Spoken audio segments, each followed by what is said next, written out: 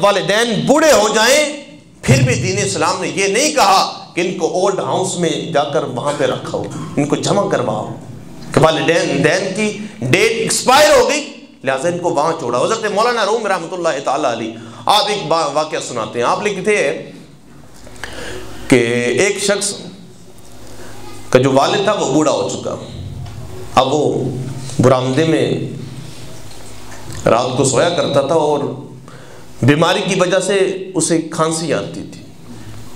जब खांसी आती तो बेटे की बीवी ने कहा कि रात को ना बच्चे सो पाते हैं ना मैं सो पाती हूँ, तो वालिदैन का कोई और बंदोबस्त करो। अब उसने क्या किया कि वालिद को कहा कि आपसे गुजारिश करना चाहता हूँ, आपको खांसी आती है, तो चूँकि खांसी की वजह से बच्चे भी नहीं सो पाते, मैं भी नहीं सो पाता। अब ये वही वालिदैन है जिसकी कई रातें बच्चा बीमार हो जाए तो इसे नींद नहीं आती,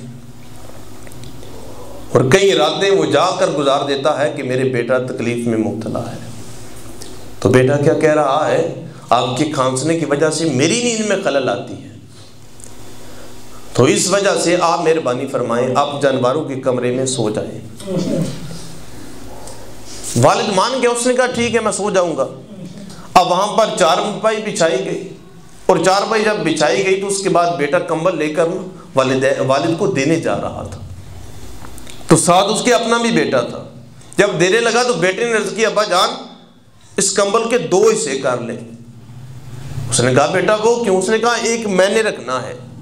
उसने कहा तुझे क्या जरूरत है रखने की, अगर तुझे लेना है तो अंदर एक और कंबल पड़ा है वो ले लो। उसने कहा नहीं अब्बा जान, आज आपके वालिद के खांसने की वजह से हमारी नींद में खलल आ रहा है, तो कल को जब आप बूढ़े होंगे तो आप खांसेंगे, आपकी वजह से मेरी नींद में खलल आएगा। तो फरमाया इसलिए आधा कंबल रख रहा हूं ताकि कल आपको भी देना पड़ेगा। तो फिर ये जैसी करनी वैसी भरनी बन जाता है। अगर आप चाहते हैं जिंदगी में कामयाब हो, और याद रखें मैं आपको ना ये 3 से 4 साल पीछे जाए मैं उसकी बात सुनाता हूँ। एक शख्स है वो यूरोप में रहता है, ये मेरा आंखों देखा वाकया है, मेरे बड़ी करीबी शख्स है, उसने मुझे ये बात सुनाई। वो पिछले काफ़ी कह लें कि 8 से 10 साल हो गए वो यूरोप में रहते हैं, लेकिन उनका काम ऐसे सेटल नहीं हुआ जिस तरह होना चाहिए। अब वो कहते हैं कि वालिद बीमार हो गए और वो छुट्टी लेकर यहाँ आ गई।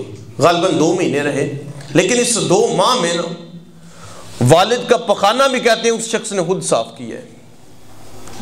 हालांकि ये बड़ा मुश्किल मरहला होता है, लेकिन शरीयत मुतहरा ने यहाँ पर भी हुक्म दिया है कि अगर ऐसा मामला हो जाए कि जब तुम्हें वालिदैन का पखाना भी साफ करना पड़े, तो फरमाया कराहत की वजह से तुम माथे पे बल भी ना डालो और वालिद को महसूस भी ना होने दो कि आपकी वजह से मुझे तकलीफ हो रही है।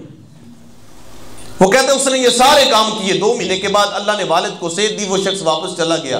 वो कहता है मैंने 10 साल में इतना नहीं कमाया जितना अल्लाह ने 2 साल में मुझ पर बरकतें नाज़िल फरमा दी। यार क्या समझते हैं? एक बुजुर्ग फरमाते हैं 70 वलियों की दुआ एक तरफ है और तुम्हारे वालिदैन की दुआ एक तरफ है। हम जाते हैं, हमारा कोई काम सेटल ना हो, फलां के पास चले जाओ, फलां के पास चले जाओ, सबसे बड़ा पीर हमारे घर में मौजूद है, दुआओं का मरकज हमारे घर में मौजूद है, लेकिन हमें कभी ये कह लें कि वक्त नहीं मिला कि हम उनके पास बैठ जाएं और उनसे ये ना कहें कि हमारे लिए दुआ करें। वो काम ही ऐसे करो कि उनके दिल से तुम्हारे लिए दुआ निकले, उनकी ज़रूरतों का ख्याल रखा करो। और कभी कभी मैं एक और भी दावत देने लगा हूँ, शायद किसी के वालिद भी इसमें बैठे हों, तो अगर किसी को बुरा लगे तो माजरत। देखें ना, मेरे समेत हर शख्स ये काम करता है, कोई इससे मुबर्रा नहीं है। हाँ हो सकता है कोई 10 में से 1 हो या 20 में से 1 शख्स हो जो ऐसा ना करता हो। हमारे ना दोस्तों के ग्रुप बने होते हैं, हम दूसरे दिन या हफ्ते में 1 दफ़ा, महीने में 2 दफ़ा हम खाना खाने जाते हैं। ये नौजवान तो इस बात से बखूबी वाकिफ़ है, वो जाते हैं। लेकिन यार कभी ना, चलो अगर ले जा नहीं सकते, लेकिन ये कभी ज़रूर एहतमाम किया करें, घर फ़ोन कर दिया करें कि आज मेरी वालिदा, आज मेरी माँ, आज मेरे वालिद, खाना ना बनाइएगा, मैं खुद आपके लिए लेके आऊँगा। और याद रखें आपके ये अमल करने की देर है। आप अगर ये करके कहेंगे ना आज आप खाना ना बनाइएगा, मैं लेके आऊँगा, मिल के बैठ के खाएंगे, यकीन कीजिए जो खुशी वालिदैन को इस बात से मिलती है ना, वो किसी और से नहीं मिलती। हम दोस्तों के साथ खाते हैं ना, लेकिन जब वालिदैन इस दुनिया से जा रहा होता है ना, फिर हमें सारी वो जो चीज़ें ना वो सामने आती हैं। ज़माना ठोकरें मारता है, फिर हमें महसूस होता है यार जो वालिदैन थे ना, उनका तो एक अपना ही साया था। वो घर में मौजूद हुआ करते थे, करते कुछ भी नहीं थे, लेकिन अल्लाह ने उनके लिए वास्ते हमारे लिए बरकतें बड़ी रखी थी। तो खुदा के लिए वालिदैन का अदब करना शुरू कर दे। हर शख्स पूरी जस्तजू के साथ, पूरी मोहब्बत के साथ, पूरी उल्फत के साथ सही मानों में अपने वालिदैन की खिदमत करे। फिर देखिए अल्लाह बरकतें क्या नाज़िल फरमाता है। जो जो तुम्हारे दिल में तमन्नाएं हैं, आरज़ुएं हैं, ख्वाहिशें हैं, किसी का जी है कि मैं यूरोप चला जाऊं, किसी का जी है कि मेरा कारोबार सेट हो जाए, किसी का जी है अल्लाह मुझे हदायत नसीब फरमा दे, किसी का जी है कि अल्लाह मेरी बख्शिश फरमा दे। जो भी तुम्हारे दिल में तमन्ना है, वालिदैन की खिदमत सही मानों में करो, और इस तरह खिदमत करो कि जिस तरह खिदमत करने का हक है। वालिदैन के काम कहने से पहले तुम उनकी बात को मानकर वो काम को बजा लाओ। और हमारे घर में कई बार ऐसे होता है कि हमारी वालदा बीमार होती है, लेकिन बीमार होने के बावजूद वो सारे के सारे घर के काम करते हैं, लेकिन हमें फिर भी तौफीक नहीं होती। हम देख रहे होते हैं, मोबाइल पकड़ के हम बैठे रहते हैं। माँ हमारी जो कमज़ोर होने के बावजूद, बीमार होने के बावजूद वो सारे काम कर रही होती है। तो अगर वालदा के हाथ से झाड़ू पकड़कर घर में झाड़ू लगाती है तो इसमें ऐब की बात नहीं है।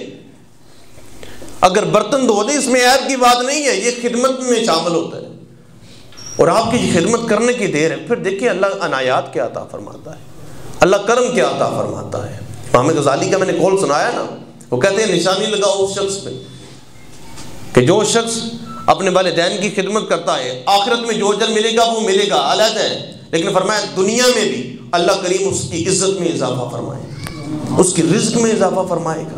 हजरात ये चीज़ हमारे घर में मौजूद है, लेकिन इस माशरे की तल्ख हकीकत ये है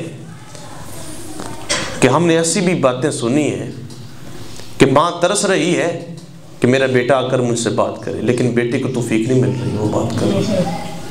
तो खुदा के लिए अपने वालिदैन की खिदमत करना शुरू कर दें, फिर जो बरकतें आपको मिलेंगी अल्लाह करीम वो किसी और चीज़ में नहीं रखी, इसी में रखी है। हुजूर के हदीस से मैं वो सुनाता हूँ, उसके बाद अपनी गुफ्तगू को इन्हीं अल्फाज में समेटूंगा। आक़ा करीम अलैहिस्सलाम ने इरशाद फरमाया, किसी शख्स का वालिद फौत हो जाए, फरमाया उसके ऊपर 4 हक़ हैं।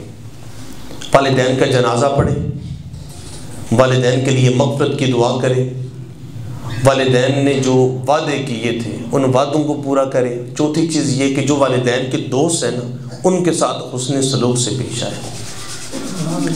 देखिए हम बड़ा ऐसा काम करते हैं आज के दौर में, हज मेरा ख्याल है 6 लाख पर चला गया या 7 लाख पर चला गया।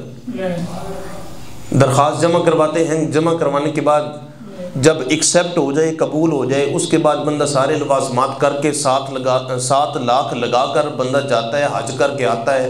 कोई बंदा यकीन से नहीं कह सकता मेरा हज कबूल हुआ या नहीं हुआ। किसी शख्स में है हिम्मत कहे मेरा हज कबूल हो गया, लेकिन ये कितना प्यारा नुस्खा है। हुज़ूर ने फरमाया कोई शख्स सुबह उठे, उठने के बाद अपने वालिदैन की ज़ियारत करता है, फरमाया अल्लाह करीम मकबूल हज का सवाब अता फरमाता है। कितनी बड़ी नेमत है। सहाबा ने अर्ज़ की या रसूल अल्लाह अगर कोई शख्स 100 मरतबा करे, फरमाया अल्लाह बड़ा करीम है, कोई 100 मरतबा करता है अल्लाह करीम 100 मरतबा हज का सवाब अता। अगर घर में ये चीज़ मौजूद हो तो फिर अगर कोई शख्स महरूम रह जाए तो बड़ी बदबख्ती की बात है। अगर मकबूल हज का सवाब लेना चाहते हैं तो सुबह उठ कर क्या करना है, वालिदैन की ज़ियारत करनी है। उठें सुबह अल्लाह की बारगाह में झुकें, झुकने के बाद वालिदैन की बारगाह में हाजिर हो, उनके चेहरे से अपनी आँखों को बावज़ू करें। करने के बाद जो अल्लाह करीम अनायात फरमाएगा, मेरी दुआ है अल्लाह करीम सही मानों में हमें अपने वालिदैन का अदब करने की तौफीक नसीब फरमाए और उनके सदक़े से हमारी ज़िंदगी में जितनी भी मुश्किलात हैं अल्लाह दूर फरमाए। जिनके वालिदैन या उन दोनों में से कोई एक इस दुनिया से चला गया है, अल्लाह करीम उनकी बेहिसाब मग़फ़िरत अता फरमाए। और जो शख्स अपने वालिदैन, अगर किसी की वालदा या वालिद इस दुनिया से चले गए हैं, वो हाथ उठा के उनके लिए दुआ करता है ना, जो उनको अजर मिलेगा वो भी अलहदा, जो अपने लिए मिलेगा वो भी अलहदा। लेकिन एक मोहब्बत की बात सुनाऊं, जो शख्स अपने वालिदैन को कोई पढ़ के बख्शता है ना, वालिदैन कब्र में उस शख्स के लिए दुआ करते हैं। ये भी आपको बात बता दी। अब मर्जी आपकी है। और हुजूर की एक और हदीस सुनते चले, हुजूर ने फरमाया जो शख्स जुम्मा के दिन जुम्मा की नमाज पढ़ के कब्रस्तान में अपने वालिदैन की कब्र पर हाजिरी देता है, फरमाया अल्लाह करीम उसके पिछले सारे गुनाहों को माफ़ फरमाता है। अब इससे बड़ी और को खुशकिस्मती हो नहीं सकती। बंदा जाए, बंदे के पिछले गुनाह माफ़ हो जाए, वालिदैन राज़ी हो जाए, वो दुआ करें, इससे बढ़कर और क्या दुआ हो सकती है। तो अल्लाह करीम अमल की तौफीक नसीब फरमाए।